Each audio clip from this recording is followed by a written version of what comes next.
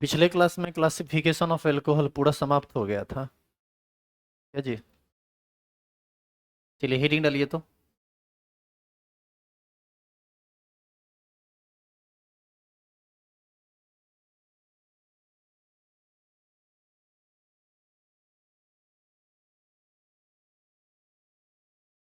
Preparation of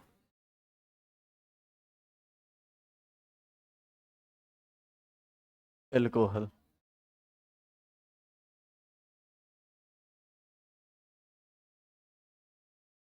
देखो, alcohol के preparation का बहुत सारा तरीका है। एक नहीं, बहुत सारा तरीका है, लेकिन आपके सिलेबस के अंदर जो जो है उसको तीन चार पॉइंट में हम लोग पढ़ेंगे। जिसमें सबसे पहला तरीका है फ्रॉम एल्कीन। एल्कीन से एल्कोहल बनाने का जो मेथड है वो पहले आपको पढ़ना है। तो मेन हेडिंग है आपका प्रिपरेशन ऑफ एल्कोहल। इसके अंतर्गत आप पहला हेडिंग डाल, एक नंबर डाल दीजिए, फ्रॉम एल्कीन। और यहीं पर बात नहीं रुकती है। अब आप ये जानिए कि एल्कीन से एल्कोहल बनाने का दो मेथड आपको पढ़ना है। एक पढ़ना है acid cut, acid by acid catalysed hydrolysis of alkene, और दूसरा पढ़ना है हाइड्रोबोरेशन ऑक्सीडेशन ऑफ एल्केन। ये दो मेथड पढ़ना है जिससे एल्कोहल का निर्माण होता है। तो फ्रॉम एल्कीन जो आप हेडिंग डाले हैं, इसके अंतर्गत आप ए नंबर हेडिंग फिर से डालेंगे, और ये हेडिंग है bye acid catalysed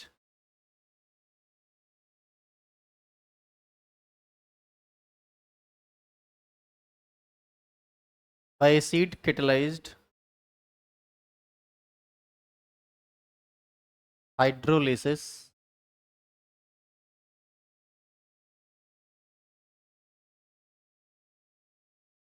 of alkene.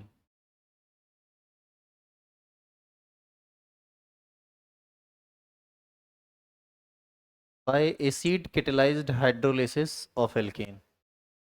यहाँ पर एक टर्म आ रहा है hydrolysis.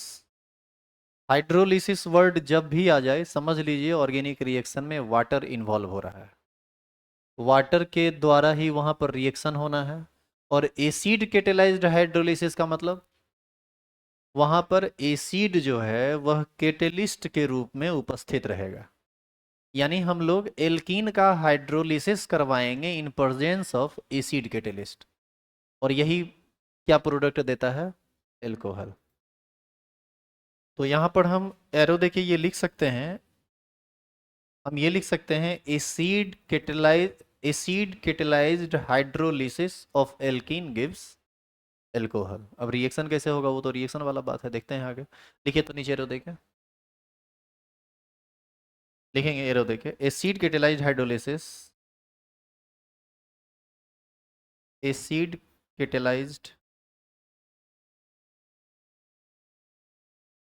Hydrolysis of alkene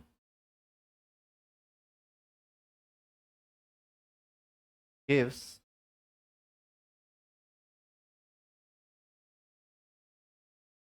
alcohol.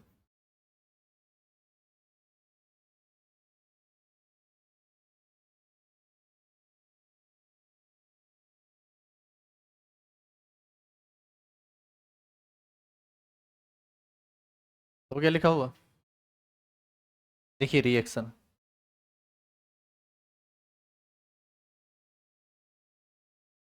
Carbon carbon double bond है ये, यहाँ पर दो वैलेंसी फ्री है।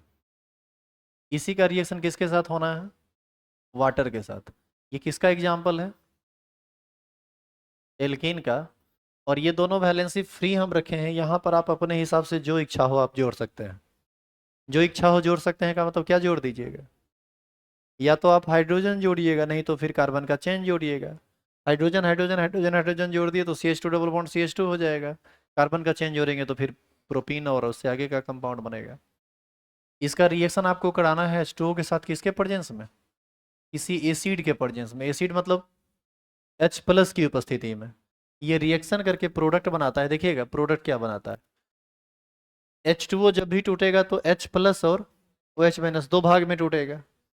वो जो एल्कीन है ना, यह एक एडिशन रिएक्शन है, सबसे पहले ये जान लीजिए आप। और वो जो एल्कीन है वो डबल बॉन्ड तोड़ेगा, डबल बॉन्ड तोड़कर एक कार्बन पर हाइड्रोजन जुड़ जाएगा और एक कार्बन पर OH जुड़ जाएगा। तो बताइए, ये दोनों बॉन्ड जैसा था वैसा रह गया, इस दोनों बॉन्ड पर कोई फर्क नहीं पड़ा ना। बस एक पर आपको क्या जोड़ना है, हाइड्रोजन, और एक पर क्या जोड़ना है, OH। ये बन जाएगा। साथ में कोई बाई प्रोडक्ट बनने वाला नहीं है, यही प्रोडक्ट, यही क्या कहलाएगा, एल्कोहल। अब तो सवाल ये पैदा होता है कि ये रिएक्शन हुआ कैसे, इसमें H+ कर क्या रहा है। इन सभी बातों को हम सीखेंगे। एक बात जानिए, नॉर्मल वाटर जो होता है ना, हालांकि इसमें जानना क्या है, मैकेनिज्म ऐसे ही दिख रहा है ये। वाटर जो होता है ये टूटता जरूर है H+ में और OH- में, लेकिन यदि वाटर न्यूट्रल है तो वो बहुत ज़्यादा टूटता नहीं है H+ में और OH- में। यदि आप चाहते हैं कि यह H+ और OH- में ज़्यादा से ज़्यादा टूटे, तो या तो आप इसमें एसिड मिला दीजिए, नहीं तो बेस मिला दीजिए, तो वैसी स्थिति में वो ज़्यादा टूटने लगता है। इसका रीजन क्या होता है, इसके टूटने का रीजन, क्यों एसिड मिलाने पर ये क्यों ज़्यादा टूटने लगता है। HOH, बताइए, यही ना वाटर है। H+ की उपस्थिति में H+ आएगा, ये लोन पेयर के साथ अटैक कर देगा, ये बना देगा HOH, पॉजिटिव चार्ज। तो इसका जो इलेक्ट्रॉन डोनेटिंग कैपेसिटी होती है, सॉरी, H+ डोनेटिंग जो टेंडेंसी होती है किसकी, H+ की, ये H2O के H+ देने की, वो बढ़ जाती है। तो हाइड्रोनियम आयन बनाने की वजह से ये थोड़ा ज़्यादा तेजी से टूट पाता है H+ और OH- में। हालांकि आप यदि इसका पूरा मैकेनिज्म देखना चाहेंगे तो हम मैकेनिज्म बताते हैं, उससे आप इसको और बेहतर तरीके से समझ सकते हैं। खैर, इस रिएक्शन को पहले आप नोट कीजिए, तो इस रिएक्शन को नोट कीजिए और एक दो एग्जाम्पल लिखिए, फिर कुछ लफड़ा होगा, फिर उस लफड़ा को खत्म करने के लिए मैकेनिज्म होगा और फिर आगे बढ़ेंगे।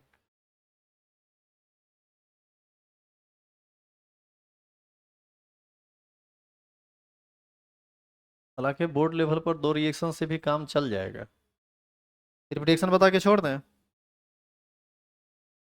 पूरा डिटेल में भरेगा, क्या बात है।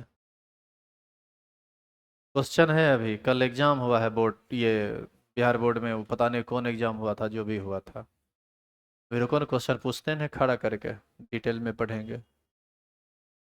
चलिए, यहाँ हाइड्रोजन है, हाइड्रोजन है, हाइड्रोजन जोड़िए, क्या बनेगा compound, CH2 double bond CH2, water के साथ रिएक्शन करेगा, बताइए क्या बनेगा, बोलो रे, क्या बनेगा।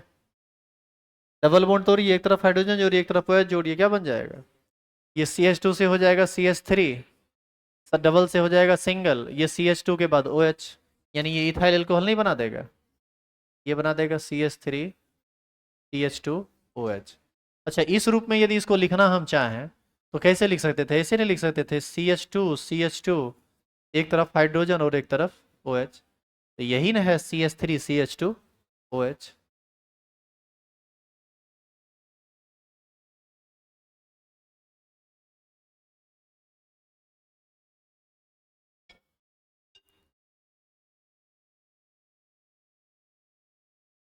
चलिए, उतारिए। आजकल जो है ना, फोन आदमी के पास ना ग्रह हो गया है। क्लास आएगा नहीं, क्लास में क्या हो रहा है नहीं हो रहा है इसका कुछ पता नहीं करना है, सीधे क्लास में क्या नोटिस दिया गया इवन ये भी नहीं सुनता है। घर जाएगा तो फिर उसको सोचेगा कि अब क्या होगा, कल क्या करना है, अच्छा एक बार फोन करके पूछ लेते हैं। तो अब इधर से हम पिछला कुछ दिन से अपने आप में बहुत बड़ा चेंज ला रहे हैं। फोन और तो किसी का नहीं उठाएंगे, ऐसे क्लास व्लास ले रहे थे तो और नहीं, शाम में भी 7 बजे के बाद फोन आना शुरू हुआ तो एकदम कोई फोन नहीं रिसीव होगा। आप आइए क्लास, क्लास में आपको फर्दर नोटिस मिलेगा, नहीं तो शारदा केमिस्ट्री चैनल है, उस पर जुड़े हुए रहिए, जो इंपॉर्टेंट नोटिस होता है उस पर जाता ही है। बाकी उतना ज़्यादा लंदफंद नहीं रखना है। हो गया लिखा हुआ ये, नंबर सेव है तो लड्डू तुम कर सकते हो कॉल। इधर देखो, अगला एग्जाम्पल। अब अगला एग्जाम्पल में थोड़ा लफड़ा है, क्या लफड़ा है आप उसको देखिए। CH2 double bond CH CH3, ये था इथीन, और ये है प्रोपीन। इसका रिएक्शन फिर से आपको कराना है किसके साथ? H2O के साथ। किसके उपस्थिति में? H प्लस के प्रेजेंस में। अब यहाँ लफड़ा क्या है आप ये देखो, वाटर टूटेगा H प्लस और OH माइनस में। वाटर टूटेगा H प्लस OH माइनस में, तो इस बॉन्ड को भी उसी तरह से हेट्रोलिटिकली टूटना पड़ेगा, एक पर प्लस लाना पड़ेगा, एक पर माइनस। अब आप दो काम कर सकते हैं, यहाँ प्लस यहाँ माइनस ला सकते हैं, या यहाँ माइनस यहाँ प्लस ला सकते हैं। और दोनों तरह से यदि अलग अलग प्रोडक्ट बनाएगा तो प्रोडक्ट अलग अलग बन जाएगा, एक बार 1 डिग्री एल्कोहल बन जाएगा, एक बार 2 डिग्री एल्कोहल बन जाएगा। देखिए कैसे, यदि आप प्लस यहाँ दिए तो OH माइनस को साइड में जोड़ना पड़ेगा और H प्लस को बीच में। कंपाउंड बन जाएगा CH3 CH2 CH2OH। हाँ या ना?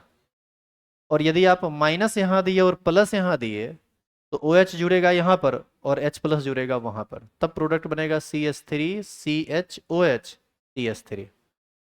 क्या समझ में आई बात? तो बताइए तो कौन सा काम होगा, पहला वाला या दूसरा वाला? सेकंड वाला। क्यों?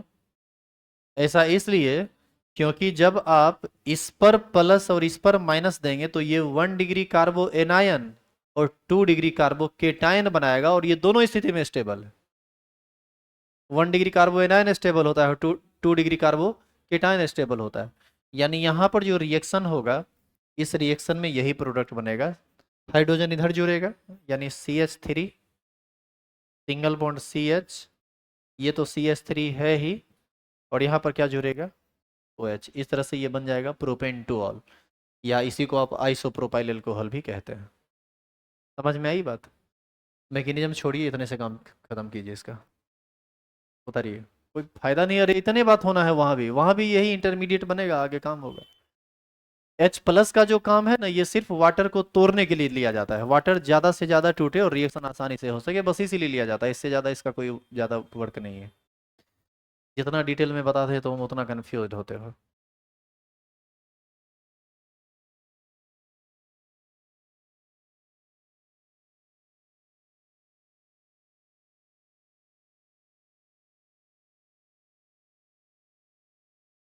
कुछ आदमी मुंह लटकाए हुए, बताते क्या मैकेनिज्म? चलो बताते हैं। नहीं नहीं, उतारो उतारो, बता देते हैं, घबराओ नहीं।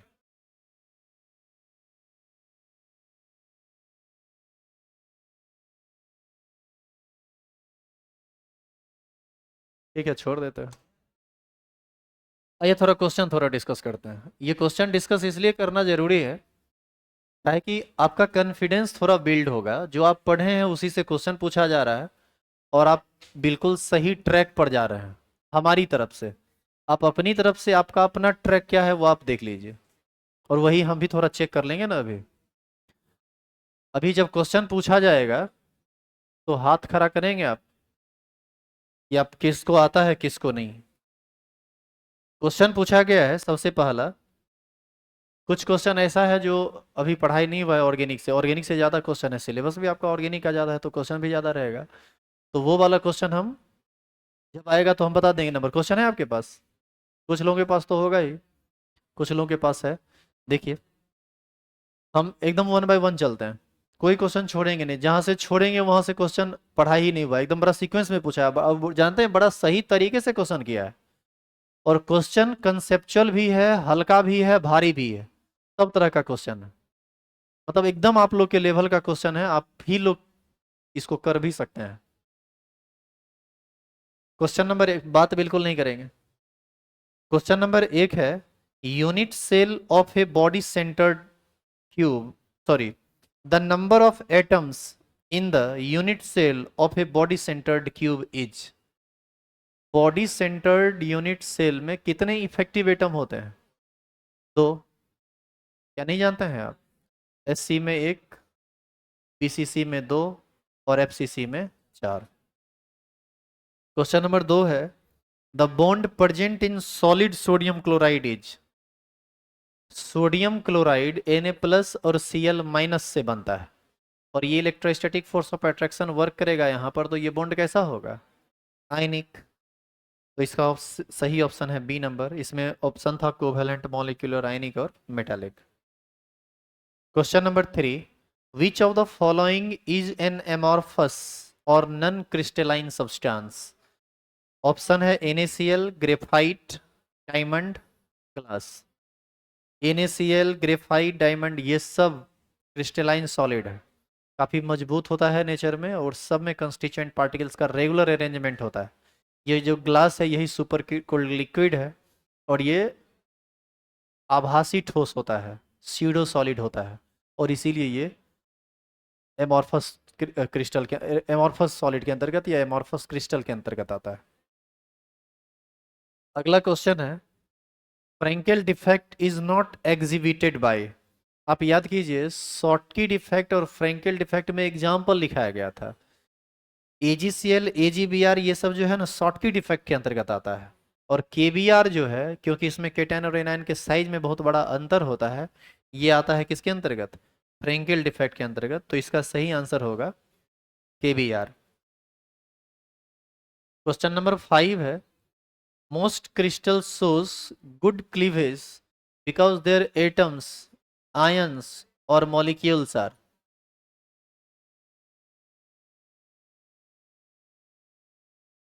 सुनेंगे ध्यान से, क्वेश्चन सुनेंगे और समझेंगे। क्वेश्चन है कि most crystals shows good cleavage, बहुत सारे क्रिस्टल जो होता है वो अच्छा क्लीवेज प्रॉपर्टी दिखाता है, आसानी से टूट जाने वाला प्रॉपर्टी दिखाता है।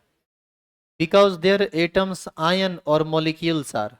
क्वेश्चन कहता है कि वीकली बॉन्डेड टुगेदर, आपस में कमजोर बॉन्ड से जुड़ा होता है।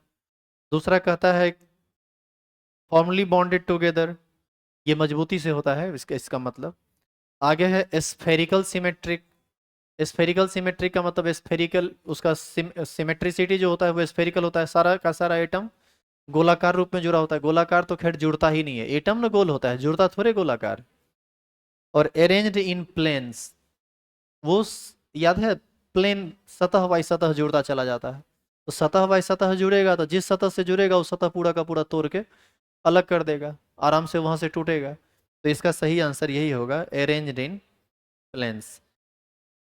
ऐसे हिंदी में जो बात यहाँ लिखा हुआ है, इसमें थोड़ा हम भी कंफ्यूज हुए थे हिंदी मीडियम वाले बैच में। उसमें लिखा हुआ था अधिकांश क्रिस्टल अच्छी दरार दिखाते हैं, ऐसा ऐसा हिंदी वर्ड लिखा हुआ है जो हमको खुद ही समझ में नहीं आया। दरार दिखाते हैं, दरार दिखाने का मतलब ऐसा लगा ना कि बीच में गैप है। तो बीच में गैप किसकी वजह से होगा? स्फेरिकल शेप की वजह से होगा। शेप यदि स्फेरिकल रहेगा तब ना बीच में गैप बनेगा। यदि सोचिए एटम का शेप चौखुट होता तो बीच में गैप बनता क्या? लेकिन ये दरार वाली बात नहीं है, ये क्लीवेज वाली बात है। मतलब बॉन्ड टूटने के बाद नहीं, क्रिस्टल जो आराम से लेयर बाय लेयर टूटता है। जैसे आप एक गिट्टी लीजिए, एक हथौड़ा मारिए, देखिए लगेगा कि एक सतह से टूट के अलग हो गया, due to arranged in planes. Question number 6 है, which of the following condition favours the existence of substance in the solid state. कहता है कि कौन सा कंडीशन ऐसा है जो किसी सॉलिड को फेवर करता है किस स्टेट में रहने के लिए? सॉलिड स्टेट में रहने के लिए ऑप्शन है low temperature, high temperature, high thermal energy, weak joint force. क्या होगा बताइए? किसी भी चीज का टेम्परेचर जितना ज्यादा कम रखोगे उसके सॉलिड में रहने की संभावना उतनी ही ज्यादा होगी। इसका मतलब ये कंडीशन सबसे सुपर है। The low the law explaining the solubility of gases in liquid is. solubility of gas in liquid से कौन सा लॉ जुड़ा हुआ है? Henry law. क्या बोला गया था हेनरी लॉ में?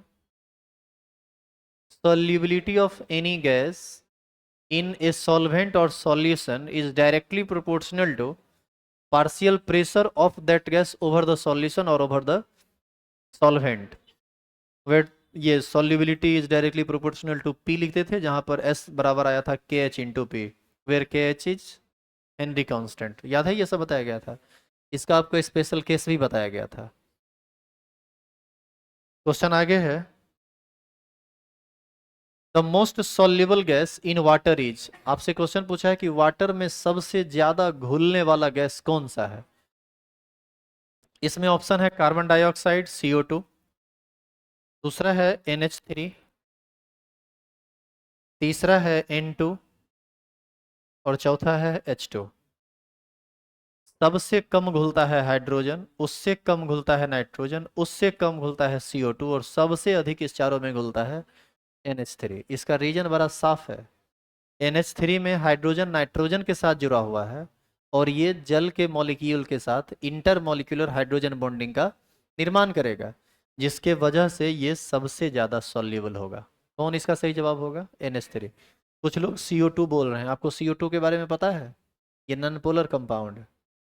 CO2 एक नॉन पोलर कंपाउंड है, इसका डाइपोल मोमेंट 0 होता है।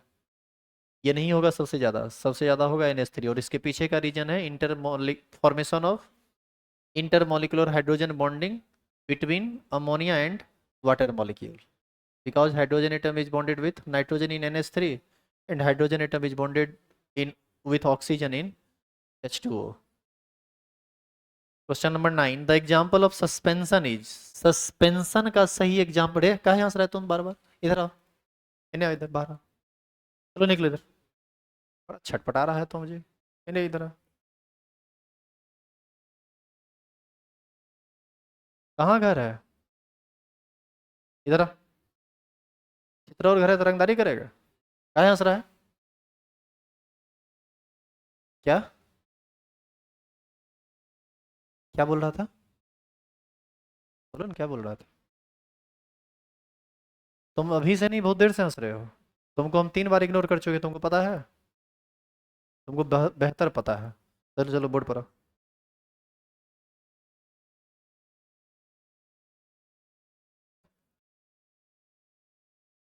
चलो क्वेश्चन बनाओ। तुम्हारा सब हंसी भी निकालते हैं हम। बोर्ड वहाँ बेंच पर बैठ के हंसना, बात करना, बतियाना, अरे आपस में बतियाना मत, पिटाएगा अभी बहुत बुरी तरह। अभी तक हिदायतें ना देते थे, अभी तुम देखेगा अभी practically. The example of A suspension. कितना दिन से यहाँ क्लास करते हो? 2 मंथ से? 2 मंथ से पढ़ रहा है? ऑर्गेनिक का बेसिक? अच्छा, इसीलिए तुमको यहाँ का ज़्यादा रूल रेगुलेशन नहीं पता है? पता है तब भी नौटंकी कर देते हो। मंद बुद्धि है क्या रे? जा बैठो। संयोग बढ़िया था तुम्हारा कि तुम 2 महीना से आ रहे हो। ये क्वेश्चन तुमसे बनेगा ही नहीं। हंसते देख लेना, नीचे उतर के उठा के पटक देंगे वहीं पर, भारी भरकम हो ही छिड़िया जाओगे।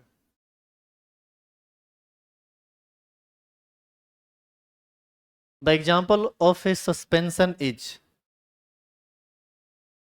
आपसे क्वेश्चन पूछा है कि सस्पेंशन का एग्जाम्पल कौन है। पहला ऑप्शन है, सब पहले बताइए सस्पेंशन कहते किसको है? आप याद कीजिए, सॉल्यूशन 3 तरह का होता था, ट्रू सॉल्यूशन, कोलाइडल सॉल्यूशन और सस्पेंशन।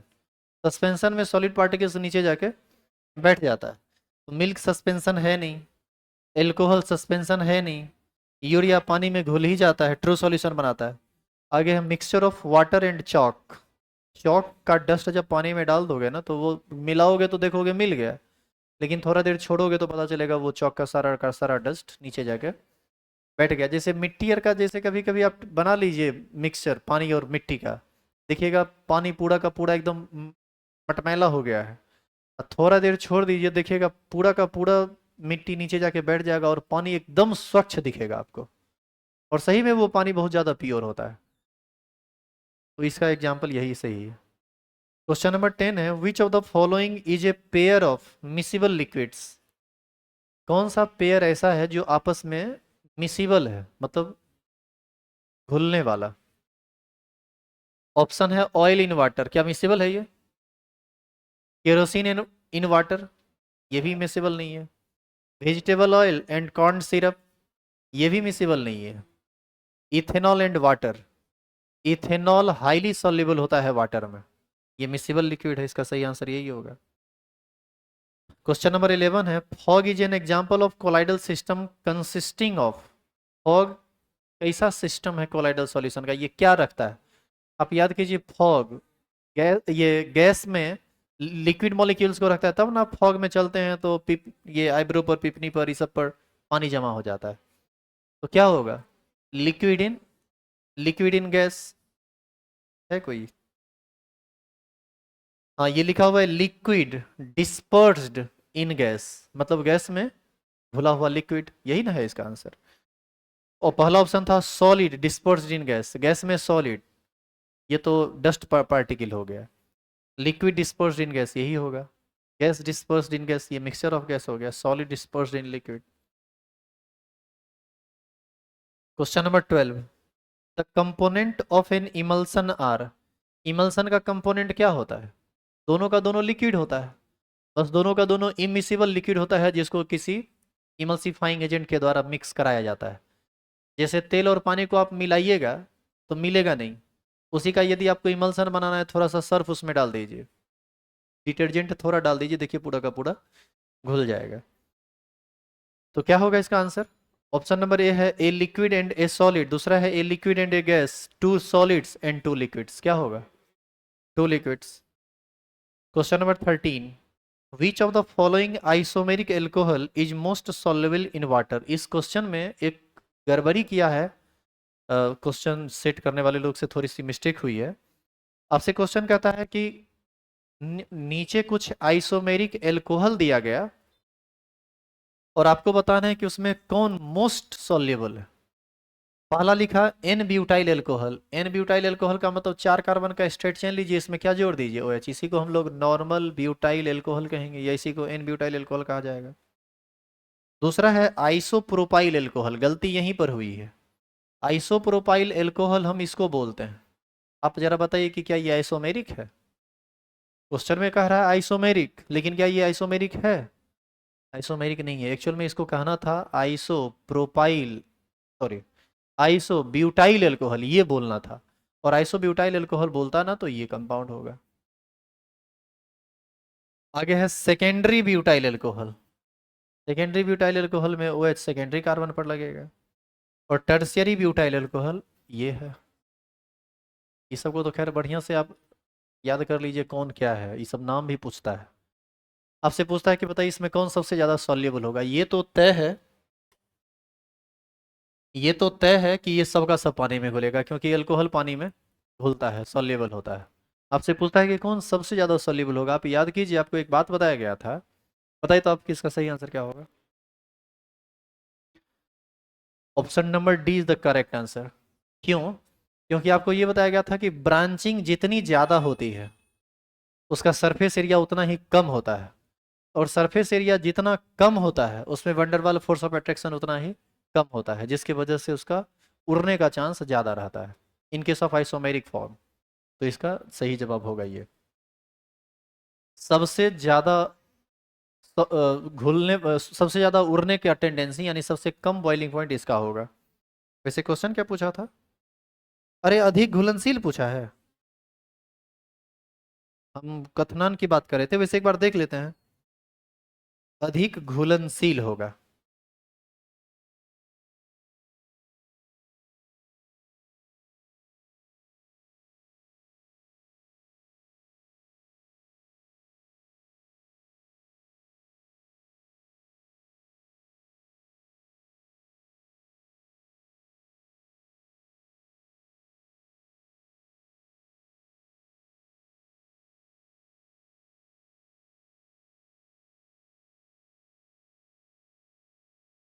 यही होगा आंसर, सेम आंसर होगा, और इसका रीजन सुन लीजिए। इसका कारण, जिससे ये आंसर होगा तो उसका कुछ कारण होगा ना, कारण यहाँ भी साफ है, आप याद कीजिए। एक हाइड्रोफिलिक पार्ट और एक हाइड्रोफोबिक पार्ट की बात हम करते थे पहले। कार्बन का चेन होता है हाइड्रोफोबिक पार्ट, इसको हम बोलते हैं जल विरोधी, जो जल के द्वारा अट्रैक्ट नहीं होता है। और ये है हाइड्रोफिलिक पार्ट। आप इसमें देखिए हाइड्रोफिलिक पार्ट सब में सेम है, वाटर के द्वारा अट्रैक्ट करने वाला पार्ट सब में समान है, लेकिन यहाँ पर भी 4 कार्बन, यहाँ पर भी 4 कार्बन, सब जगह 4 कार्बन है, लेकिन यहाँ पर सरफेस एरिया ज़्यादा होगा। सरफेस एरिया ज़्यादा होगा तो वाटर का मॉलिक्यूल ज़्यादा सरफेस एरिया को यहाँ कवर करेगा, और यहाँ पर सरफेस एरिया को कम कवर करेगा। इसका मतलब है कि वाटर को इसके कम सरफेस एरिया से दर्शन होगा, हाइड्रोफोबिक पार्ट से, तो इसका सॉल्युबिलिटी ज़्यादा होगा और इसका सॉल्युबिलिटी सबसे कम होगा। अच्छा, इसी में यदि आपसे पूछता इसका बॉइलिंग पॉइंट किसका सबसे कम होगा, सबसे कम बॉइलिंग पॉइंट होगा इसका और सबसे ज्यादा बॉइलिंग पॉइंट होगा इसका। आगे क्वेश्चन है, question number 14। The substance necessary for the bromination of phenol. आप याद कीजिए, एल्काइल ये क्लोरोबेंजीन का हेलोजिनेशन पढ़े थे। हेलोजिनेशन में क्लोरीनेशन पढ़े थे, याद है आपको? तो यहाँ पर कह रहा है कि फिनॉल का ब्रोमिनेशन। फिनॉल का ब्रोमिनेशन का मतलब हुआ फिनॉल में ब्रोमीन को जोड़ना। एक्चुअल में फिनॉल जो है ना, ये ब्रोमीन वाटर के साथ रिएक्शन करके 2,4,6 ट्राई ब्रोमोफिनॉल का निर्माण करता है, जो पानी में घुलता नहीं है, ये नीचे जाके बैठ जाता है और ये रिएक्शन होता है CH2 के प्रेजेंस में। ये रिएक्शन फिनॉल में आपको पढ़ाना है, चूंकि अभी पढ़ाई हुआ नहीं इसीलिए आप इसको नहीं जानते हैं। इसका सही आंसर क्या होगा? CH2। Question number 15। The substance having the highest boiling point. देखिए वही क्वेश्चन आ गया एकदम सेम। अभी जो ऑप्शन लिखे हुए थे ना, सारा का सारा ऑप्शन, सारा का सारा ऑप्शन तो वो नहीं है। सारा ऑप्शन लाते हैं, ये क्या है देखिए। पहला ऑप्शन है propane one all. Propane one all इसको कहेंगे। दूसरा ऑप्शन है ब्यूटेन वन ऑल। तीसरा ऑप्शन है ब्यूटेन टू ऑल। और चौथा ऑप्शन है पेंटेन वन ऑल। बताइए तो किसका बॉइलिंग पॉइंट सबसे ज्यादा होगा? एक, दो, तीन या चार? 4 नंबर का सबसे ज्यादा होगा। एक कारण सिंपल है, सबसे ज्यादा मॉलिक्यूलर वेट इसका है। ऊपर से अनब्रांच्ड है, सरफेस एरिया भी इसमें सबसे ज्यादा होगा, वंडरवाल फोर्स ऑफ अट्रैक्शन ज्यादा होगा। आगे क्वेश्चन है, क्वेश्चन नंबर 16। देखो फिर से वही क्वेश्चन रिपीट कर दिया, पीछे जो भी बता रहे थे। क्वेश्चन है कि when treated with access bromine water phenol gives. जब फिनॉल को एक्सेस ब्रोमीन वाटर के साथ ट्रीट किया जाता है इन प्रेजेंस ऑफ CH2, तो क्या बनता है? बनता है व्हाइट प्रिसिपिटेट ऑफ 2,4,6 ट्राइब्रोमोफिनॉल। और इसका ऑप्शन देखिए, लास्ट ऑप्शन 2,4,6 ट्राइब्रोमोफिनॉल है ना लिखा हुआ, इसी का निर्माण होता है। तो ये रिएक्शन आप पढ़े नहीं है तो आप समझेंगे भी नहीं कि हम क्या बोल रहे हैं। तो हम खाली आंसर बता दें, आप आगे बढ़ जाएंगे। ये सब पढ़ाई होगा आगे। Question number 17। The correct order of acidity of alcohol.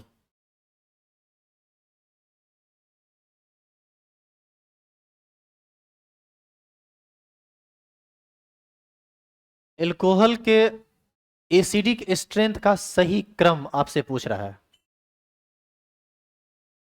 Alcohol एक है 1 डिग्री, एक है मान लो 2 डिग्री,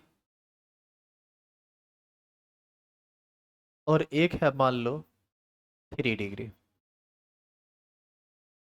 ये भी एल्कोहल, ये भी एल्कोहल और ये भी एल्कोहल। अंतर क्या है? ये 1 डिग्री, ये 2 डिग्री और ये 3 डिग्री। आपसे क्वेश्चन पूछता है कि बताइए कि किसका एसिडिक ऑर्डर, एसिडिक स्ट्रेंथ सबसे ज्यादा होगा। बताइए तो। एसिडिक स्ट्रेंथ सबसे ज्यादा होगा, इसको देखने के लिए सबसे पहले आप इसको तोड़िए। ये टूटेगा O- में और H+ में। H+ देने वाला हर एक चीज एसिड कहलाएगा, तो ये एसिड हो गया। अब बताओ कि एसिड ये हुआ, तो यहाँ पर ये एल्कोक्साइड आयन बना। ये जो एल्कोक्साइड आयन बना, ये 3 डिग्री एल्कोक्साइड है। आप याद कीजिए, एल्काइल ग्रुप डोनर होता है, इस पर पहले से माइनस चार्ज है, 3 3 डोनर लगा हुआ है, जो इसके स्टेबिलिटी को घटा रहा है। जबकि यहाँ पर केवल एक ही एल्काइल ग्रुप लगा हुआ है। इसका मतलब है ये जब टूटेगा ना H+ में और O- में, तो इस केस में एक एल एक एल्काइल ग्रुप डोनर है, यहाँ पर 3 एल्काइल ग्रुप डोनर है। ये ज्यादा परेशान कर देगा डोनेट करके, और ये ज्यादा परेशान नहीं करेगा। अरे किसी पर निगेटिव चार्ज आएगा तो वो न्यूट्रल कब होगा? जब उस निगेटिव चार्ज को खत्म किया जाए। इस पर निगेटिव चार्ज खत्म नहीं किया जा रहा है, इस पर निगेटिव चार्ज को और बढ़ावा दिया जा रहा है, तो इसकी स्टेबिलिटी घट जाएगी। तो बताइए ऐसी स्थिति में इसके टूटने की संभावना ज्यादा है या इसके टूटने की संभावना ज्यादा है? 1 डिग्री के टूटने की संभावना ज्यादा है, क्योंकि वह स्टेबल एल्कोक्साइड आयन बनाएगा और ये स्टेबल एल्कोक्साइड आयन का निर्माण नहीं करेगा।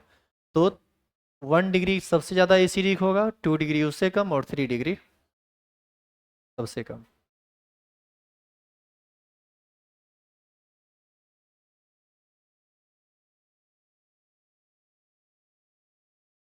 अच्छा एक बात और, ये तो ये तो सुनिएगा, ये तो एसिडी के स्ट्रेंथ वाली बात हो गई ना। लेकिन यदि इसी चीज को एसिड के साथ रिएक्शन करना हो तो कौन सबसे फास्ट रिएक्शन करेगा? तब 3 डिग्री सबसे फास्ट रिएक्शन करेगा, क्योंकि उसमें डोनर ज्यादा लगा हुआ है। यहाँ का जो लोन पेयर है, ये लोन पेयर जल्दी NH प्लस पर अटैक करेगा। तो क्वेश्चन पर ध्यान देके देखना है कि आपसे एसिडी के स्ट्रेंथ पूछ रहा है या एसिड के साथ रिएक्टिविटी का ऑर्डर पूछ रहा है। ये एल्कोहल जो होता है ना, एम्फोट्रिक नेचर का होता है, एसिडिक प्रॉपर्टी भी दिखलाता है और बेसिक प्रॉपर्टी भी दिखलाता है। मैटर करता है कि वो रिएक्शन किसके साथ कर रहा है। प्रॉपर एसिड के साथ रिएक्शन करेगा तो ये बेस की तरह काम करता है, और प्रॉपर बेस के साथ रिएक्शन करेगा तो ये एसिड की तरह काम करता है। क्वेश्चन नंबर 18 से आगे जो भी क्वेश्चन है इसमें आपको अभी नहीं बनेगा, क्योंकि क्वेश्चन सुनिए। क्वेश्चन पूछता है कि the carbonyl compound that can be prepared from Rosenmund reaction. क्या रोजेनमुंड रिएक्शन आप पढ़े हैं? ये तीसरा चैप्टर में पढ़िएगा तब आपको समझ में आएगा। तो यहाँ से हम लगातार देख रहे हैं, ये अभी आपसे नहीं बनेगा। एक क्वेश्चन 25 बन सकता है। क्वेश्चन है the characteristics of detergent is. Detergent का क्या कैरेक्टरिस्टिक्स होता है? ऑप्शन ए है वह हाइड्रोफोबिक होता है, ऑप्शन बी है वह हाइड्रोफिलिक होता है, ऑप्शन सी है वह ए और बी यानी हाइड्रोफिलिक और हाइड्रोफोबिक दोनों होता है, और तीसरा चौथा है नन ऑफ दिस। क्या होगा इसका सही आंसर? ये दोनों नेचर का होता है, इसका एक पार्ट ऑयल सॉल्युबल और एक पार्ट वाटर सॉल्युबल होता है। ये हाइड्रोफिलिक और हाइड्रोफोबिक दोनों होता है। तो एक ये क्वेश्चन आपसे बन जाता। टोटल 30 क्वेश्चन है जिसमें हम लगातार डिस्कस किए 17 तक, फिर एक क्वेश्चन किए 25 नंबर, यानी टोटल 18 डिस्कस किए, और इधर एक दो क्वेश्चन और है। क्वेश्चन नंबर 29, 18 उधर डिस्कस हुआ ना जी। इसमें 20 क्वेश्चन अभी हम डिस्कस करेंगे 30 में। क्वेश्चन है कि acetone is mixed with bleaching powder to give. क्या देगा बताइए? ये सब जो क्वेश्चन का जवाब नहीं दोगे तो पिटा जाओगे। इधर ही ना एक दो दिन पहले बताया गया था कि क्लोरोफॉर्म का निर्माण दो चीज से होता है, एक इथाइल अल्कोहल से और एक एसीटोन से। जब aqueous paste of bleaching powder reaction करता है इथाइल अल्कोहल से, और aqueous paste of bleaching powder reaction करता है एसीटोन से। तो क्लोरोफॉर्म इसका सही आंसर होगा ऑप्शन नंबर सी। एक है क्वेश्चन नंबर 30। क्वेश्चन कहता है कि which of the following is most reactive to give nucleophilic addition. Question है कि न्यूक्लियोफिलिक एडिशन के टुवर्ड्स कौन सबसे ज्यादा रिएक्टिव होता है। इसके लिए क्या करना है आपको, जो कंपाउंड दिया उसका स्ट्रक्चर लिख लीजिए। इसमें लगा दिया कौन चीज, एफ। अब देखो ऑप्शन में जो दिया है ना, ऑप्शन में लिखा है FCH2CHO। अब इसको देख के तुमको ये रिएक्शन, ये क्वेश्चन कभी समझ में नहीं आएगा कि आंसर कैसे निकालना है। इसको तुमको इस रूप में लिखने के लिए आना चाहिए, और आप ऑर्गेनिक यदि पढ़े हैं तो आपको ये लिखने आता होगा। नहीं आता है तो छोड़ ही दीजिए, बात ही खत्म। अब बताइए तो कोई न्यूक्लियोफाइल कहाँ अटैक करेगा? कार्बन ऑक्सीजन के डबल बॉन्ड पर, क्योंकि यहाँ पर ऑक्सीजन का डबल बॉन्ड आराम से खुल जाएगा। O पर आ जाएगा माइनस, न्यूक्लियोफाइल इससे जुड़ जाएगा, और इस माइनस के साथ जो प्लस आया होगा वो जुड़ जाएगा किससे, इससे। और जानिए अभी कल या परसों आप ये सब रिएक्शन पढ़िएगा। कल नहीं, हम बोलता है परसों पढ़िएगा। तो हो गया न्यूक्लियोफिलिक एडिशन। कहता है कि न्यूक्लियोफिलिक एडिशन के टुवर्ड्स कौन मोस्ट रिएक्टिव है। आप यहाँ देखो अंतर क्या है चारों कंपाउंड में, एक बार फ्लोरीन है, एक बार क्लोरीन है, एक बार ब्रोमीन है, और एक बार आयोडीन है। बताइए कौन सा केस होगा, फ्लोरीन क्लोरीन ब्रोमीन या आयोडीन वाला? फ्लोरीन वाला होगा, क्योंकि फ्लोरीन में I effect, minus I effect ज्यादा होता है। फ्लोरीन का इलेक्ट्रोनिगेटिविटी ज्यादा होता है। ये इलेक्ट्रॉन को अपनी ओर खींच लेगा, ये इलेक्ट्रॉन को अपनी ओर खींच लेगा, ऑक्सीजन अपनी ओर खींच रहा है, तो ये इलेक्ट्रॉन का बहुत ज्यादा भूखा हो जाएगा। किस केस में? फ्लोरीन के केस में। क्लोरीन कम खींचेगा, ब्रोमीन उससे कम खींचेगा, और आयोडीन सबसे कम खींचेगा। तो एक्सेप्टर इसमें तगड़ा लगा हुआ है फ्लोरीन के रूप में, तो ये केस सबसे ज्यादा न्यूक्लियोफिलिक एडिशन करेगा। तो ये कुल मिलाकर 30 में 20 क्वेश्चन था। अब सोचिए आप ऑर्गेनिक का मात्र एक चैप्टर पढ़े हैं, 30 में आप 20 क्वेश्चन बना सकते थे, और इसमें टोटल 25 क्वेश्चन ही बनाना है। आपका जो एनुअल एग्जाम होगा उसमें 42 में 35 बनाना होगा आपको। उसके हिसाब से आप सॉल्व कर सकते हैं, भागेंगे नहीं, थोड़ा रुकेंगे आप। इसके बाद सब्जेक्टिव की बारी आती है। थोड़ा सब्जेक्टिव को, अरे मुंह से एक शब्द नहीं निकालेगा, चुपचाप सुनो इधर। आपस में कौन सी उलझते हैं, बुलाएंगे बोर्ड पर तो मुंह मुंह से तो कुछ आवाज नहीं निकलेगा, ऐसे भनर भनर करते रहते हैं बैठ के। पढ़ाएंगे तब भी आपको मन नहीं लगेगा, क्वेश्चन डिस्कस करेंगे तब भी आपको मन नहीं लगेगा, एक्चुअल में आपको पढ़ने में ही मन नहीं लगता है। बिना मतलब का कहे तो दिन काटने के लिए आते हैं। पहला क्वेश्चन है, CH3 CH double bond CH COH, इसका IUPAC नाम लिखना। 4 कार्बन का पेरेंट चेन होगा, 1 2 3 4, इसका नाम हो जाएगा ब्यूट 2 इन 1 ओइक एसिड। दूसरा क्वेश्चन है, 3 ब्रोमोप्रोपीन का कॉमन नाम। 3 ब्रोमोप्रोपीन, एक्चुअल में इसी को बोलते हैं 3 ब्रोमोप्रोपीन। इसका कॉमन नाम कौन बताएगा, इसका कॉमन नाम? पूरा उम्मीद है कि तुम में से किसी एक, तुमको आता है, तुमको तो लगता था नहीं आता है, क्या होगा?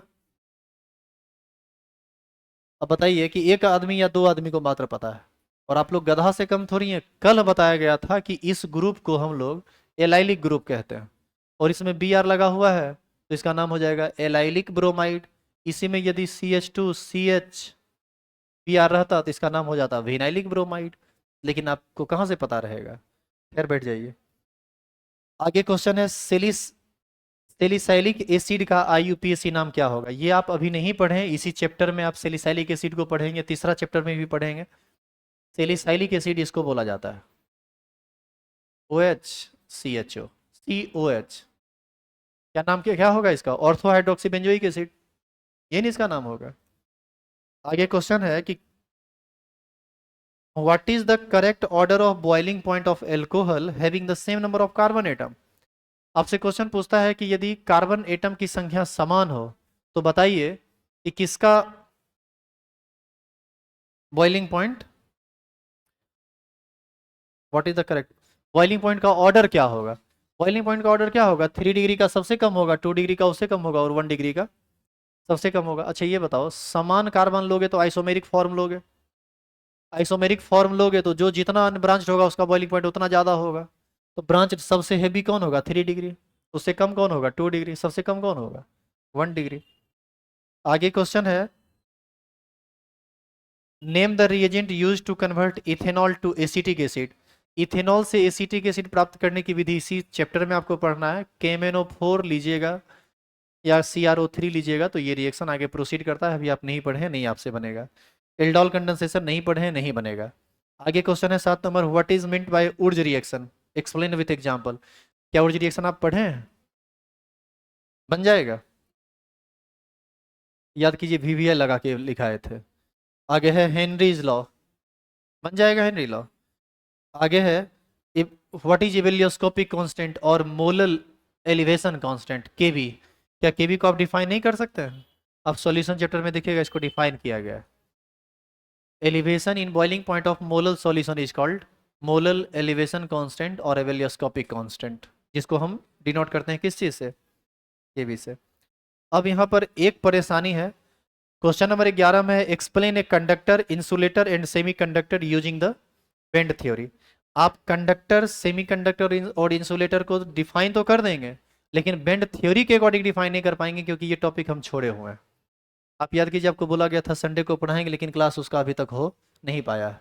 याद दिला दीजिएगा, ये पढ़ाना है, ये मेरे दिमाग से निकला हुआ था। बाकी जितना भी एक्स्ट्रा क्लास था वो सब हम ले लिए थे, बस एगो बेंड थ्योरी बच गया था।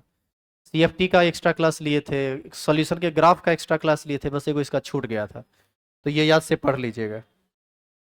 इंजाइम क्या है, ये सब आपको पढ़ना है केमिस्ट्री इन एवरीडे लाइफ में। क्वेश्चन नंबर 13 देखो, क्वेश्चन पूछता है कि paradichlorobenzene has higher melting point than those of ortho and meta isomers, explain the reason. क्या जी, ये इसके बारे में कुछ बताया गया था आपको? आपको तो ये भी नहीं पता होगा कि ये क्वेश्चन क्या कह रहा है, आप तो इतने बड़े अभागे हैं। क्वेश्चन कह रहा है कि पैराडाइक्लोरोबेंजीन, यानी इसकी बात कर रहा है, ये कहता है कि इसका मेल्टिंग पॉइंट ऑर्थो और मेटा वाले से ज्यादा होता है, इसका कारण स्पष्ट कीजिए। क्या इसका कारण स्पष्ट नहीं किया गया है? आप याद कीजिए, बताया गया था कि 2 अरब ये अथी ले आइए, स्केच ले आइए, एक बार टेढ़ा करके बोले थे कि अरेंज करो तब, और एक बार सीधा करके अरेंज करो तब, कब अरेंज ज्यादा होगा? याद है? इसका कॉम्पैक्ट क्रिस्टल सिस्टम बनाता है। ये सब बात आपको बताया गया था एल्काइल हैलाइड के फिजिकल प्रॉपर्टी में, ध्यान से देखिएगा, आइसोमेरिक हेलोबेंजीन में ये बात बताया गया था। वहां पर ये भी आपको बताया गया था कि सबका बॉइलिंग पॉइंट आपस में लगभग समान होता है, मेल्टिंग पॉइंट ऑर्थो और मेटा का लगभग समान होता है, लेकिन पैरा का एक बैगे बढ़ जाता है। और आपको याद होगा कलर चेंज करके या स्टार लगा के वहां पर हम ये बात बताए थे और VVI लिखाए थे, बोले थे कि ये क्वेश्चन बराबर पूछता रहता है। देखिए 10 दिन के बाद पूछ दिया। आगे क्वेश्चन है कि मिथेनॉल में 0.5 m का एक सॉल्यूशन बनाना है, 500 ml तैयार करना है। इसके लिए बेंजोइक एसिड C6H5COH ये कितने मास का जरूरत पड़ेगा? एक बात बताओ, अरे मुंह बंद करो। मोलरिटी और वॉल्यूम दिया हुआ है, मोलरिटी और वॉल्यूम दिया हुआ है, तो क्या निकल जाएगा? मोल नहीं निकल जाएगा। मोलरिटी बराबर होता है ना मोल बटा वॉल्यूम, और मोल को मॉलिक्यूलर वेट से गुना कर देंगे तो ग्राम नहीं पता चल जाएगा। और लास्ट क्वेश्चन है, रीमेटिमिन रिएक्शन और कोल्बे रिएक्शन से आप क्या समझते हैं? ये अभी आप नहीं पढ़े हैं, यही रीमेटिमिन रिएक्शन और कोल्बे रिएक्शन में आप पढ़ेंगे सेलिसाइलिक एसिड और सेलिसाइल्डिहाइड के बारे में। तो जो पढ़े हैं उसमें हर एक क्वेश्चन आपसे बनना चाहिए था, जो नहीं पढ़े उस पर क्या डिस्कस करें, तो वो डिस्कस करने के लायक विषय वस्तु ही नहीं है। अब आपको ये समझ में आया कि आप जो पढ़े हैं उससे क्वेश्चन आता है और उससे बनना चाहिए था, लेकिन आपका औकात क्या है बनाने का? कितना क्वेश्चन बना के आए थे? किसका किसका पेपर हुआ था? खड़ा हो जाओ तो, खड़ा हो रे। मतलब मुंह देख के खड़ा होता है क्या जी तुम लोग? बना था क्वेश्चन? आप लोग से बना था? सब बना था कि कद गलत भी हुआ जो बताए हैं उसमें? एक दो को गलत हुआ? तो ये जो चेक मारे थे मोबाइल से गूगल बाबा को खोले होंगे? अरे वो तो आपका परम मित्र है भाई, उसको आप कैसे भूल सकते हैं? वही ना किए हैं? ठीक है, बढ़िया है। सुनो ना, एक चीज सुनो ना, बताते हैं। बैठो, बस 2 मिनट और। देखो जो क्वेश्चन हम बताए भी हैं उसमें भी यदि तुम उलझे हो तो उसका एकमात्र कारण है, अभी तक हम लोग सिलेबस को थ्रू आउट पढ़ते जा रहे हैं, क्वेश्चन पर प्रॉपरली प्रैक्टिस नहीं हो पाया, इस वजह से आपसे क्वेश्चन थोड़ा बहुत नहीं बनता है। लेकिन यदि आप होशियार हैं तो आपसे बन जाना चाहिए था। पढ़ने वाले लोग होंगे तो बना ही लेंगे, नहीं पढ़ने वाले लोग हैं तो कोई बात नहीं, व्यवस्था हम देंगे ना। क्रैश कोर्स स्टार्ट होगा 24 नवंबर से, और जानते हो 24 नवंबर से क्या करना है? अभी मात्र 20 को क्वेश्चन डिस्कस किए हैं, उसमें कम से कम 1000 ऑब्जेक्टिव डिस्कस होगा, सारे चैप्टर का क्वेश्चन खाली डिस्कस हो जाएगा, उससे बाहर बिहार बोर्ड का क्षमता ही नहीं है जाने का। तो थोड़ा एक्स्ट्रा टाइम दे दीजिएगा और रुपया भी एक्स्ट्रा। फ्री में थोड़ी ना पढ़ाएंगे, सिलेबस खो छुप खत्म करके छोड़ देंगे, जाके पढ़ते रहिएगा अपने से। तो आज क्वेश्चन पढ़ाई छोड़ के इसलिए डिस्कस किए हैं ताकि आप इस बात को समझ सकें कि जो पढ़ाया गया वही पूछता है, और यदि क्वेश्चन आपसे नहीं बनता है तो इसमें हमारी कोई कमजोरी नहीं है, इसमें कमजोरी आपकी है और उसको दुरुस्त करने का काम आपका है, जिसमें लास्ट में हम मदद करेंगे, लेकिन एक्स्ट्रा टाइम उसके लिए देना पड़ेगा। आपका सिलेबस ही चलेगा दिसंबर तक हमको लगता है। तो देखते हैं आगे क्या करना है। आइए कल फिर आगे का पढ़ाई होगा।